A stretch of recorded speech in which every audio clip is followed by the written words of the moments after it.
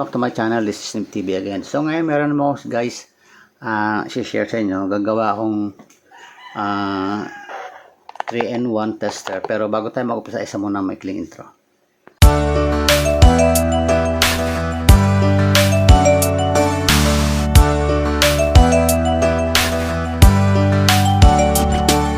Okay guys, ang baling gagawin ko is dati na siyang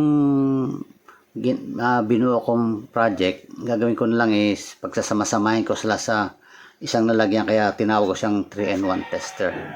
So kung titignan nyo pabalik yung aking mga ibang nakaraang video, gumawa ako guys ng ito yung remote tester.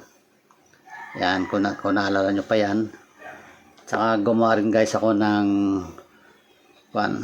component tester. Ayan. Tapos gumawa rin guys ako ng isang optocoupler tester. Pero nasa breadboard yun. Pero ngayon ang gagawin ko, ililipat ko guys yung galing sa breadboard. Ilagay ko sa isang maliit din na ayan, ganito PCB. Para pwede ko silang pagsamahin sa isang lalagyan. Sa isang box lang. Okay guys, so bali nga gamit yung box. Ito yung pinaglumaan na dating yung box ng mga adapter. Tama, sinsira na siya, so ito lang gagamitin yung box. So ang gagawin ko prepare ko muna guys para pagsasama-samahin ko sila, maaring mapunta sila sa isang box na to, lahat ng tester na yan. So isang lalagyan na lang sila, hindi na kagaya nito. Okay guys, i-prepare ko, tapos babalikan ko kayo para hindi masyado mahaba ating video. Okay, yan, na-plaster ko na siya. Bali yan ang kanyang mga printed sheet cardboard. Yung PCB niya pinagsama-sama ko na. Ito yung PCB ng ang component tester. Ito siya, ito yung kanyang buzzer, ito yung kanyang indicator light, ito yung green yung power on. Tapos pag nagte-testing, nagte-turn to red kapag good ng tinetesting natin. Tapos ito naman yung LED ng ating remote control tester. So ito siya. Ito. Medyo binawasan ko lang yung kanyang mga PCB para magkasya. Tapos ito naman yung sa natin, PCB bali ito ng ating tester para sa ating optocoupler. Since wala naman akong terminal para doon sa pang-testing ng optocoupler, nag-improvise na lang ako. Yan na lang ginamit ko. Ayan. Itong gitna walang gamit yan. Ito bali ito lang yung dalawang outer part ang gamagana. Yon doon. So bali dito ko ilalagay yung cathode. Ito yung dito pala yung anode ng ating optocoupler. Ito yung cathode. Tapos dito naman yung sa collector. Dito naman sa emitter ng ating optocoupler. Bali sasaksak lang ganyan dyan. Parang ganito. Ayan. Ayan. Yung may dot na yan, ayan yung ating anode. Ayan yung may dot. So dito sa taas, left side. So bali gagano natin.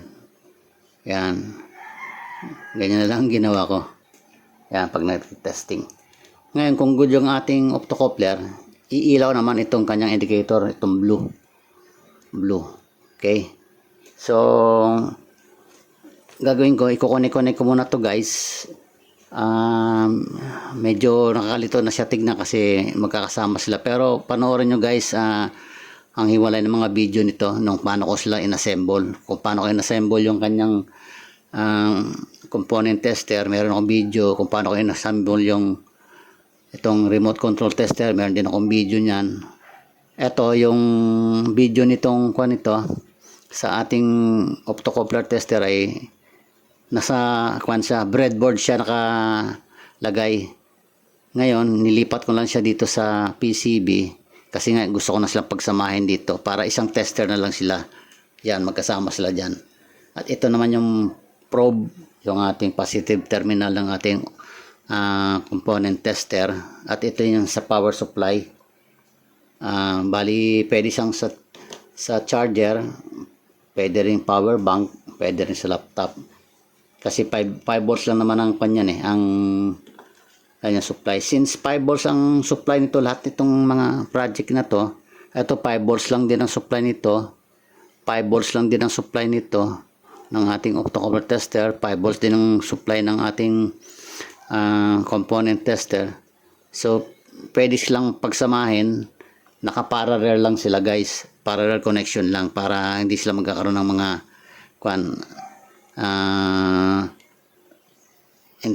interconnection. Bali sa power supply lang sila, bali nagsama-sama lahat ng positive supply tsaka lahat ng negative supply.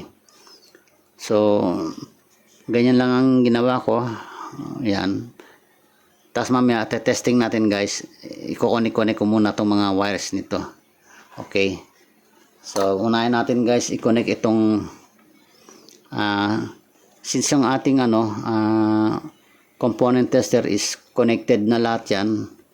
Ayan yung itong red wire, itong kanyang positive supply, itong white, ito kanyang negative supply. So nandun yung negative, dito yung positive.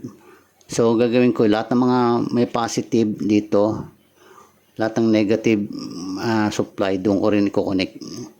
Okay, so umpisa natin muna itong ating remote control tester. So hihinang natin positive red, ito dito ko na sa ilagay sa positive supply. Okay, ayan.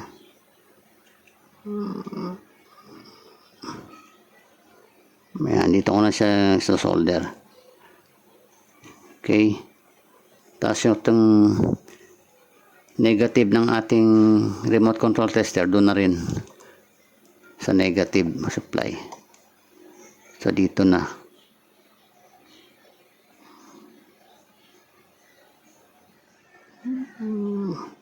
So wag kayo guys malilito, kasi may mga hiwalay na video to kung paano ko siya inassemble. Ayun na lang ang pagbasihan nyo guys, para hindi kayo malito. So ayan na, connected na yung ating remote control. Ito yung kanyang indicator. Pag nag-flashing white yan, ibig sabihin good. Ito naman sa ating optocoupler tester, pag good, mag-iilaw to. So ang last natin ko-connect na lang guys, itong ating optocoupler tester. Doon sa breadboard, may kita nyo yung malinaw na connection doon. So ganito din ang ginawa ko rito. Medyo malilito lang kayo dito kasi medyo naiba ng konti.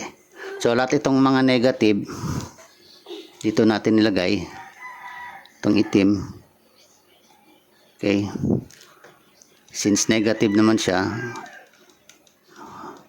dito na pagsamasamahin na rin natin yung negative. Okay, ayan doon.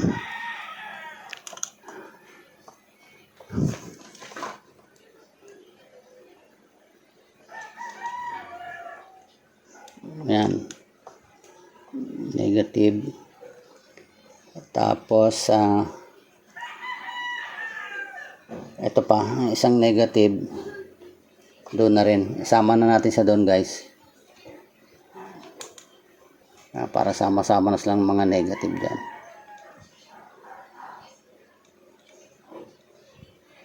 Okay, balik natin itong sana natanggal.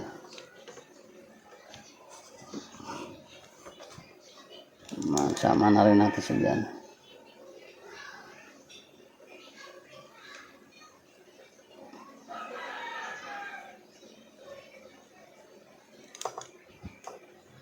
Okay, ngayon ang isa pa, ito positive supply ng ating doon naman sa positive, itong red na to, isama na natin doon siya sa red. Okay,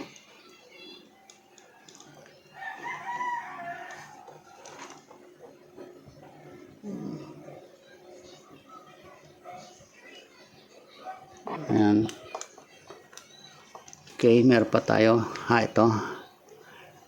Ito yung dumaan guys sa ano. Sa breadboard, kung titingnan niyo yung inassemble ko to, ito ay dumaan pa sa LED na blue. Ito. Tapos yung isang terminal ng LED, dito siya connect sa collector. Tapos ito namang emitter ay nakakonect sa negative. So bali itong emitter nakakonect sa negative. So ito yung hindi na siya makita guys, kasi nandun na yung yung LED sa likod. So bali dumaan siya ng resistor muna. May resistor yan. Ito. May resistor to. Dito tsaka dito may resistor. Pati dito sa kabila. Tapos LED. Tapos yung pinakakatod ng LED o yung negative, i-connect natin siya dito sa kuwan ng ito, collector, terminal ng para sa collector ng ating kuwan, ng ating optocoupler. So i-connect natin siya dyan.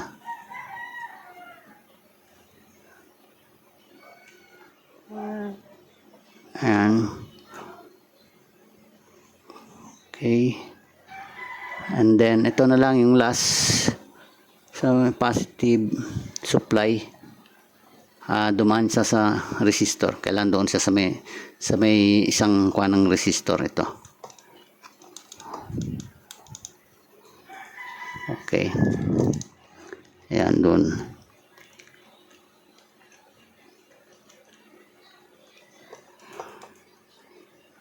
Ayan. So connected na silang lahat. So testing natin guys muna kung okay na siya. Okay, so ito na lang muna gamitin. Pwede natin gamitin guys yung ito muna, yung ating laptop. Ayan. Yun, nag-power supply na. Ayan, kunyari ang testing natin is yung component tester. Ayun, good. Yung ating tawag dito, remote control. Testing natin kung iilaw siya. Yun. Good. Tapos dito sa ating optocoupler. Ito. Bali, dito yung connection ko ng anode sa upper left. Dito sa lower left is cathode. Tapos dito naman yung connection ko sa emitter. Ito sa lower right. Collector dito sa kwan. Okay, so try natin test. Ayun. Milaw din yung blue. Meaning good yung ating optocoupler. So yan guys, okay na. Isasara ko na lang. Meron na akong 3-in-1 tester. Okay? Final test natin. Saksa ko muna dito. Yan. Power on. Sa ating component tester, hindi na ako magte-test ng mga pyesa guys kasi meron na akong mga video niyan. So, testing ko lang itong ginawa kong DIY 3-in-1 tester. Okay. Okay, good yung component tester. Yung ating optocoupler tester, ito. Okay. Ayan, kailan tama lang guys ang pagsaksak nyo para di magkamali. Yung may upper left yun ang anode. Sa ito, cathode. Ito yung emitter, collector. So, ganito rin yan. Ito yung anode, upper left. Ito yung kanyang cathode, lower left. Atong right lower is emitter, right upper is collector. Itong gitna wala guys, walang line yan. Hindi ko lang siya tinanggal dyan para pampatibay din ng terminal. Okay, so pag umilaw itong blue, meaning good yung ating optocoupler. Pag hindi umilaw itong blue, ibig sabihin sira ang optocoupler. Okay? Saksak natin. Kunyari magte-test tayo ng optocoupler.